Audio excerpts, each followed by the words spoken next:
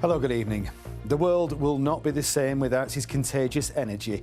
Those are the words of the wife of footballer Joe Thompson, who's died from cancer at the age of 36.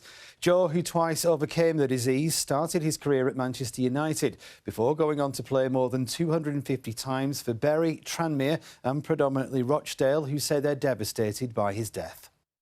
A moment of brilliance as Joe Thompson scores for Rochdale in April 2012. 2 years later, he and his wife Chantel spoke to us following Joe's first cancer diagnosis. With this, I just thought, OK, no problem. Yeah, we always say, don't we? Our life's just on pause at the moment. Yeah, it is. It really is. It's just on hold. Yeah. And we're just waiting to kind of get back into playing.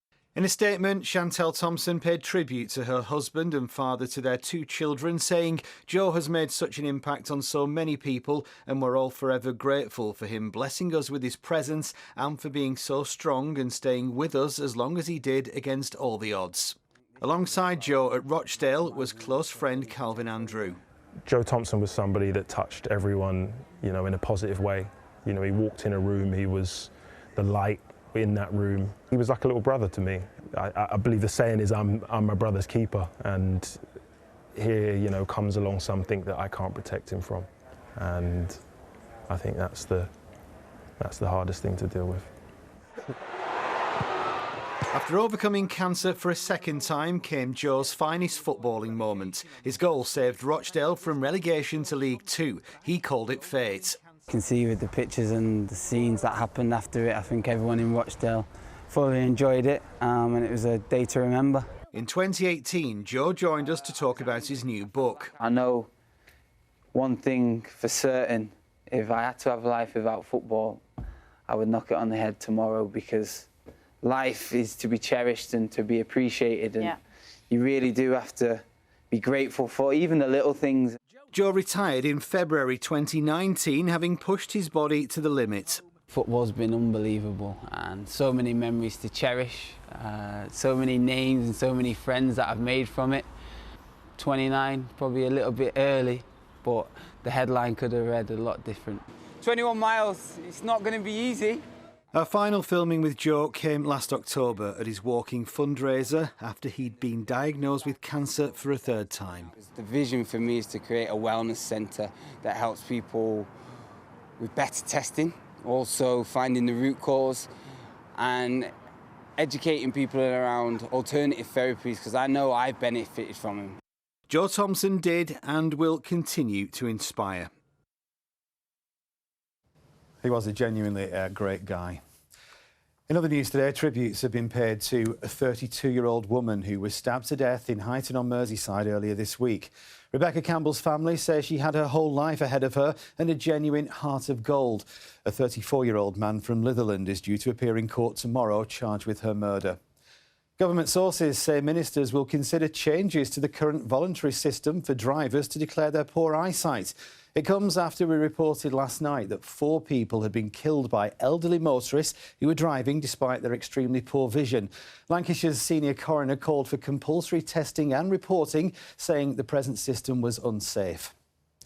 Police say they're treating the vandalism of a church at Leyland in Lancashire as a hate crime.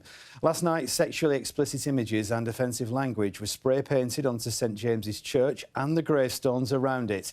The attack has caused great distress to parishioners today, Good Friday, as Matt Truern reports. Disbelief as parishioners arrive for the Good Friday service. Nearly all of the graffiti is far too offensive for us to show. Absolutely shocked and heartbroken. Just horrendous. The worst thing I've ever experienced in my 28 years as a vicar.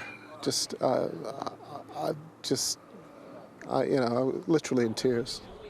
There's abusive messages on the Grade 2 listed church and on around 40 headstones.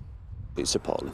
The church is it's a wonderful place. It's part of the whole community. It's absolutely disgusting, isn't it? It really is. I cannot believe people would do this. What benefit does that do these people, other than the getting off on people's distress?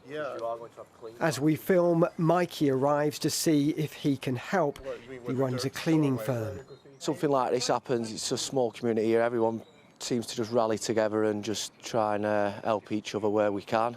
While police start their investigation, the church is looking to cover the graffiti ahead of a wedding tomorrow, and they still have no idea who would target them in such an abusive way. I feel very sorry for them, and I pray for them, and I hope that they will somehow come to see how evil and horrible this kind of behaviour really is. Matt Trewen, BBC North West Tonight. Right, let's have a bit of sport. Manchester United fans say last night's comeback against Lyon was one of the most incredible matches Old Trafford's ever seen. No, nothing like it since 1990s. It was just awesome. Best atmosphere I've heard at Old Trafford in a long, long time. When they scored the last goal, everyone was screaming. It was mental, wasn't it? Yeah. The atmosphere was great, everyone was hugging, and yeah, it was really good, loved it. After it was 4-2 down, I didn't think we were going to come back, but we did, and it was brilliant. Just amazing. Loads of EFL games today. Here are some selected scores. Burnley beat Watford to move to the top of the Championship, while Blackburn won and Preston lost. In League One, Stockport will probably have to settle for the playoffs after drawing at Peterborough. Bolton's playoff hopes, sadly, are fading fast after defeat to Wycombe. And in League Two, Accrington's win means they're almost safe from relegation. Defeat for Tranmere means they're still in danger. Morecambe, sadly, are all but down. For the rest of the results, go to the BBC Sport website. Right, bank holiday weather update now. Here's Anna Church. Good evening. Well, it's been a wet Good Friday for many of us. A lot of cloud around, as you can see behind me in Cumbria. But we should see a little bit of sunshine at times across the rest of the Easter weekend. But this evening, overnight, we're holding on to that cloud. Outbreaks of rain, fairly light and patchy, and beginning to ease off a little bit as we head towards the end of the night. It's a mild night, though. Temperatures down to around 8 degrees Celsius. A noticeable southeast to easterly breeze as we go through Saturday. Cloudy, damp start for many of us, but then an improving picture. We should start to see some bright spells feeding in towards the end of the afternoon, highs of 15 degrees Celsius. Some sunny spells around also on Sunday, but on Easter Monday there's a chance of a few sharp showers. That's all from us for now. We're back at 10:20. Join me for that if you can. For now, enjoy the rest of your evening. Bye-bye.